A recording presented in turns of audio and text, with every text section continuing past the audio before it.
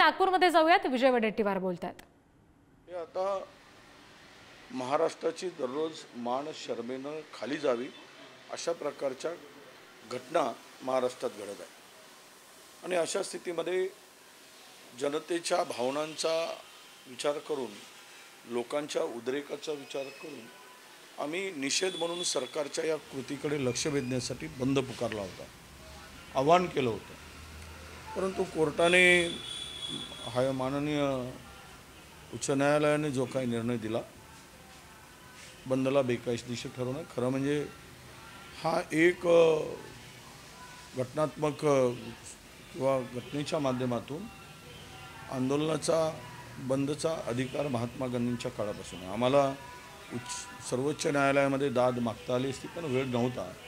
त्यामुळे माननीय उच्च न्यायालयाच्या निर्देशाचं आम्ही पालन करायचं ठरवलं आणि बंद मागे घेतला। परंतु जनता जर उत्स्फूर्तपणे बंद करत असेल तर त्याला आमचा कुठलाही विरोध नाही। जनता आम्ही मात्र रस्त्यावर आमचा पक्ष म्हणून आम्ही कुठेही तशी कामगिरी करणार नाही। आणि सरकारच्या या संपूर्ण परिस्थितीमध्ये जो एक राग आहे सरकारविरुद्ध आणि जे चीड आहे, तुम्ही लाडली बहीण कार्यक्रम घेण्यासाठी बाहेर फिरताय आणि मुख्यमंत्री स्वतःच्या जिल्ह्यात छोट्या छोट्या मुलीवर एवढ्या मोठी घटना घडल्यानंतर त्या ठिकाणी भेटसुद्धा देत नाही, हे किती दुर्दैव आहे। ती परिस्थिती पाहत नाहीत, लोकांच्या भावनांचा विचार करत नाही। तर मला वाटतं की सत्ता हातून जात आहे म्हणून अस्वस्थ असलेल्या लोकांनी या सर्व गोष्टीकडे दुर्लक्ष केलेलं आहे। आज मी स्वतः संविधान चौकामध्ये नागपूरच्या बसणार आहे।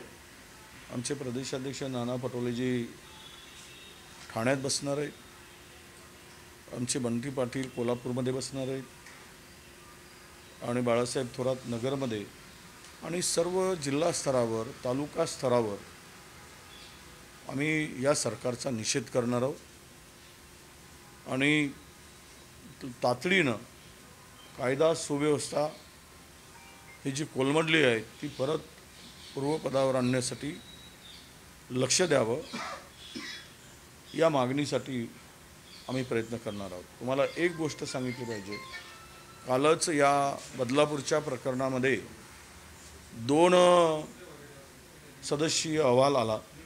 त्या अहवालामध्ये अत्यंत गंभीर अशा स्वरूपाची त्या अहवालामध्ये निष्कर्ष नोंदवले आहेत।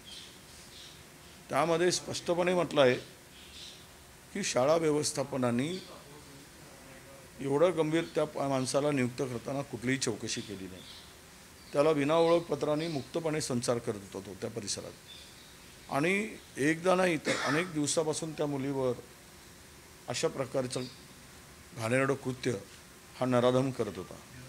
ही गोष्ट लक्षात आणून दिल्यानंतरसुद्धा 48 तास प्रशासनाने कुठलीही कारवाई केली नाही आणि त्याकडे दुर्लक्ष केलं।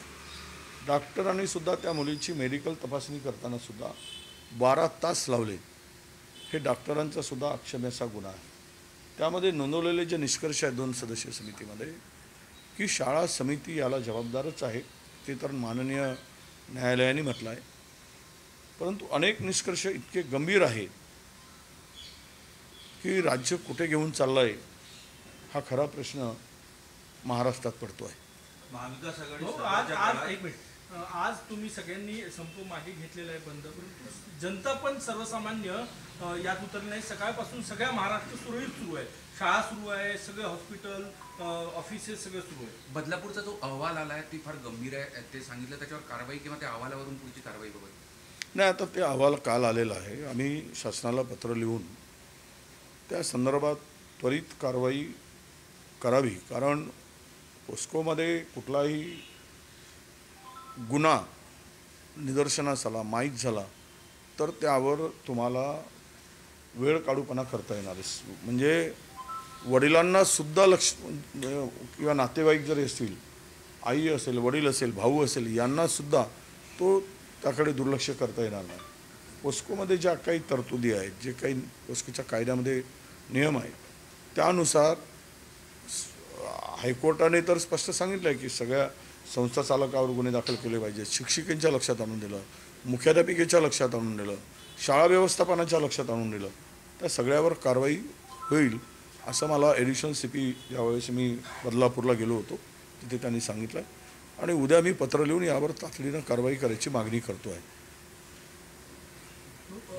महाराष्ट्रात आज सगळं सुरळीत नाही जाऊ द्या ना, सुरळीत आहे काय नाही आहे काय, आम्ही आमचा बंद मागे घेतला, आम्ही निषेध करणार आहोत. जनतेने केला तर आम्ही जबाबदार नाही. अजून तर मार्केट सुरू व्हायचं आहे. मार्केट सगळीकडे 10 वाजता 9 वाजता 10 वाजता सुरू होतो.